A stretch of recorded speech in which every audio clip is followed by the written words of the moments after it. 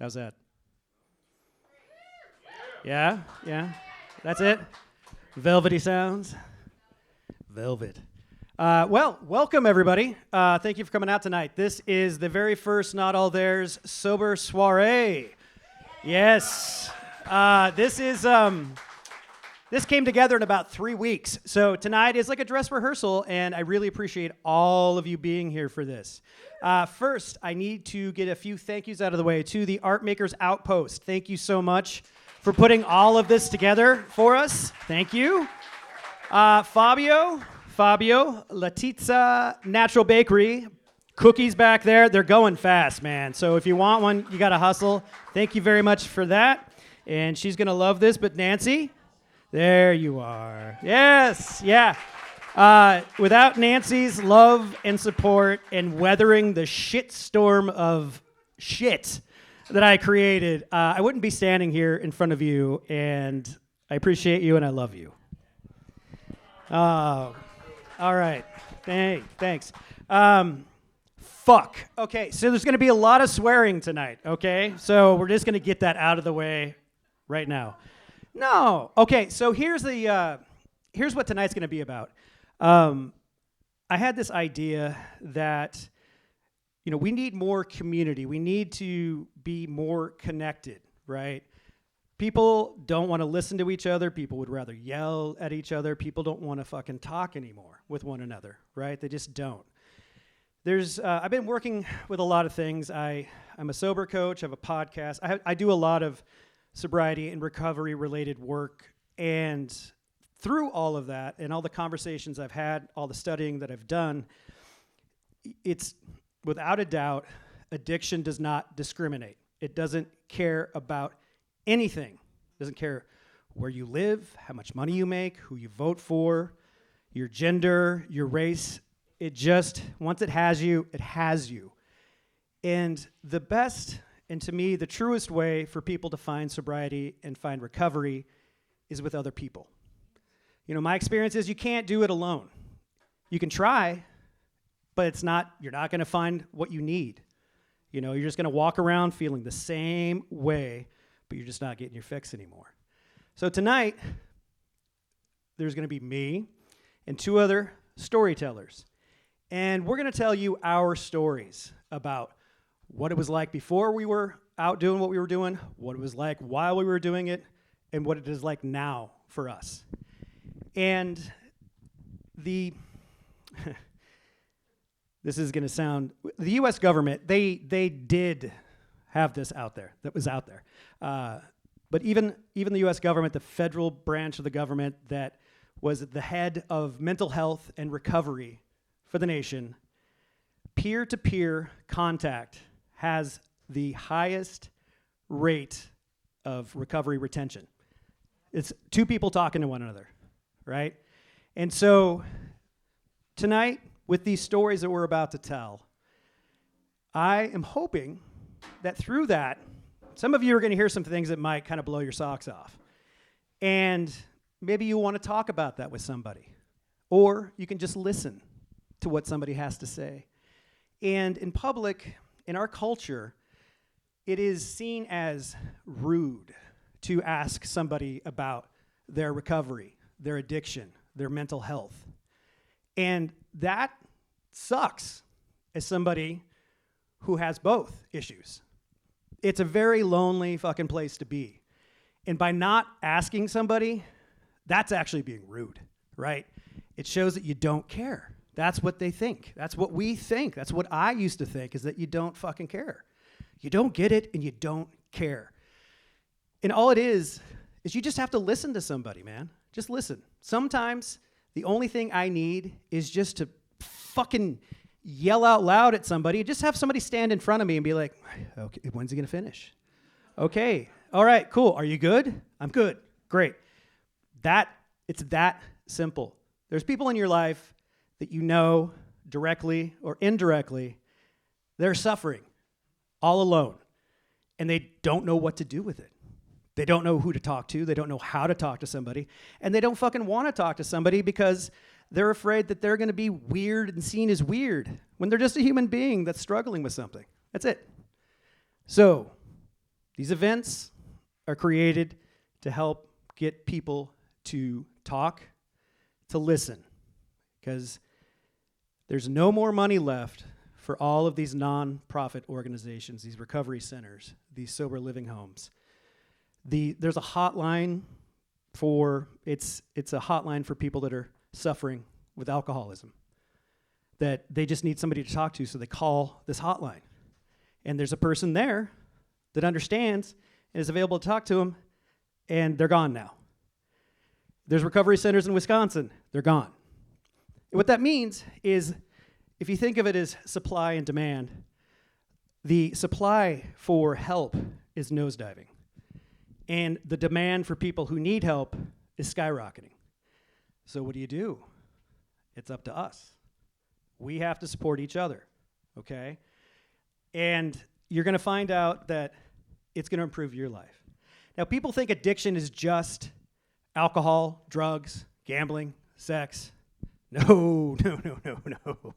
No, that's just the sexy one, right? People are addicted to work. People are addicted to toxic relationships, doom, chaos, food, social media. We're addicted to everything, okay? And anything that gives you a rush, anything that triggers that dopamine in your head, you're going to keep going back to it and going back to it and going back to it until you're so fucking miserable that you can't live without it and you drive yourself crazy. And that's what it's like, but you just don't realize that because we don't talk about that stuff. I don't know why, we just don't. So I think we need to kind of change that. And this is a venue and a place and a room that I hope we can do that.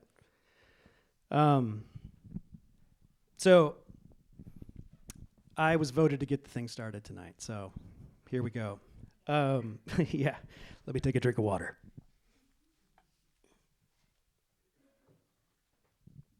All right, so again, I'm Chad Johnson. I grew up in Oregon. I was born in 1974. I'm a Libra, and the Bears are my favorite team. Go figure. How about that? I grew up out in the country. It's very rural. I have a brother who's 9 years older than I am. Thankfully, he is sober now, too.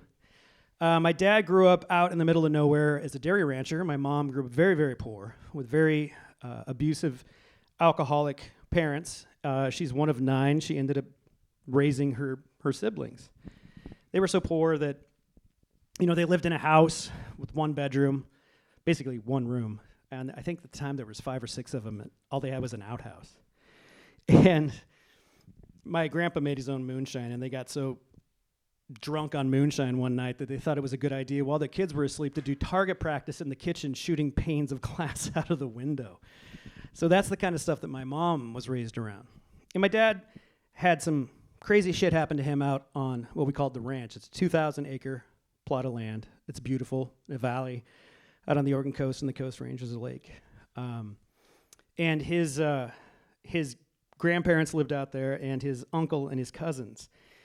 And just to paint a little picture for you, so I was talking to my brother the other day, and actually it was the second time I had talked to him in 6 years. And we were having a real good laugh about the times that we would go out to the ranch to our Uncle Ole's house. His name was Harold, but he went by Ole. I don't know. And he had this little house, like a ranch-style house with a surrounding porch. And we would go, it's dark. It's like 5 a.m. And we'd walk to the back. All the hound dogs would go crazy. And there would be these skinned animals just randomly splayed around on the porch. And we go inside, and there's Ole smoking a cigarette, cooking an egg in bacon grease, hacking up a lung. We go in and sit around the table, and then there's pelts just being dried by the stove. And then on the couch was his wife, Darlene, who always had some crazy, lung thing going on. So she's just got this real phlegmy, nasty cough going on. And she had dachshunds, just tons of dachshunds, and they're yipping and yapping and yipping and yapping, and my great uncle's just hacking up ashes in the eggs, and we just sat there, and my brother and I are like, what the fuck is this? This is our life, man. And then we'd all load up into the back of a pickup truck, loaded to bear with guns, and we would just take off into the woods. And, through that experience and those experiences, I was exposed to like blood and guts and gore and violence from Jump Street, right? It was nasty. If you needed something killed, we were the people to kill it. Yeah, you got something, we got a bear in our backyard, call the Johnsons, they'll take care of it. And it was true, we would. And so with my brother being 9 years older than I am, he was raised basically the same way that I was, with all the violence, with all the anger that my mom and my dad had. They basically, used each other to get out of their circumstances.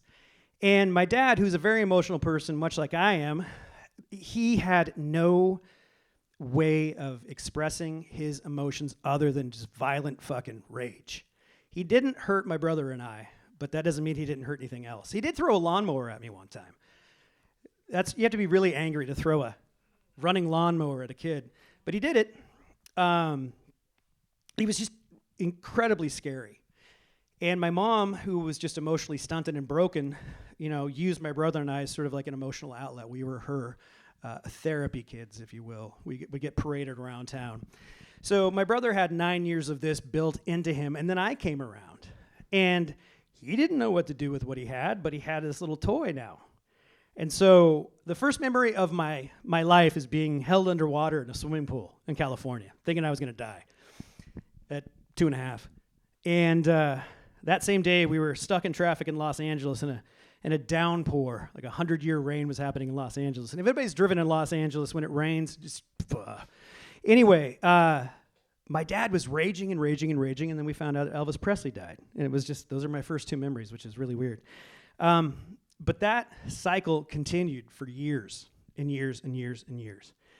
And when I left home at 18, I should back up a second. Through all of that abuse and trauma and whatever you want to call it, our house burned down. And we lost everything. And we didn't say a word to each other about it. In fact, I just went to school the next day. My brother picked me up at like 11 o'clock on whatever morning. I think it was like a Monday or Tuesday morning. The principal came and got me. My brother drove me home. And it's like the house burned down. And because he was such an asshole and lied to me all the time, I didn't believe him until we were pulling into our road and all these fire trucks came out. And he was gone, man. We had nothing. It was like ashes. And our community rallied together. Because we lived out in the country, everybody had like camping trailers, right? And so they brought 2 camping trailers, and we were able to have a place to sleep that night. Somebody brought us a clean pair of underwear and socks and pants and a shirt. And I just went to school the next day. And I just kept that inside. My friends were like, "Where'd you go yesterday? What happened?" I'm like, "Oh, man, my house burned down." They were like, "Right, no, seriously, what happened?" I'm like, "My house burned down." And from there on, it just sort of like that moment in time became like a magnet for everything. Everything just kind of stuck to that. And insecurities and being, picked on and just so much of your normal childhood stuff that you go through, just became enhanced and enhanced and enhanced. And when I was 18 years old, I got the hell out of Dodge, fled. I didn't go to college. There was no way I could have made it through college. I was just so ill-prepared for the world. Life, just normal life. I didn't know what to do. And I ended up at Glacier National Park. And my brother and my dad just dropped me off, middle of nowhere. And after 2 days there, this girl asked me if I wanted to have a beer with her. Now, I had never had a drink, okay? I had tasted alcohol, but I'd never had a drink. And I was excited that, a girl asked me to share a beer with her, or have a beer. And it was a tall boy. It was a 16-ounce can of Rainier beer. White can, big red R, golden top. And I drank that beer, and everything went away. Absolutely everything. It really was a magical moment. My life completely fucking changed. The thing of it was, I didn't know any different, right? Until the beer hit my belly and everything went to my brain, and all of that emotion and trauma and everything just melted away. And I was like, holy shit, I didn't realize this is what it's like. And you know, 10 days later, I was sitting around a campfire, you know, chugging a bottle of Jack Daniels. It took me that fast. And for 21 years, I chased that moment. And I would occasionally find some level of it, but I could never get back to what that was. And, you know, I should be dead. So many things happened to me while I was out there drinking and drugging. You know, my brother and I almost died in this crazy fucking car accident. You know, I've had the Portland police, you know, put a gun in my face because my uncle and I got pulled over for speeding and we were hammered. And he had like half full bottles of vodka and prescription pill bottles that weren't his scattered everywhere. And the cops pulled us over, and there's one by my window and one by his window. And they were like, roll the windows down. We've been following you guys for 2 miles. 2 miles. And we were so wasted we didn't notice him. And the police officer that was talking to my uncle said, hey, you know, do you have any guns in the car? And my uncle said, yeah. And I looked at my uncle and was like, what the fuck, man? And the next thing I know, hands on the dash, gun right here. And I'm yelling at my uncle, and they were like, what do you have? He's like, well, I got a rifle in the back and a .357 Magnum under my front seat. And I was held at gunpoint for a while they talked to my uncle. I had to pee really bad, really, really bad. And it was cold, and somehow my uncle talked his way out of it. And we got back in the car and we drove away.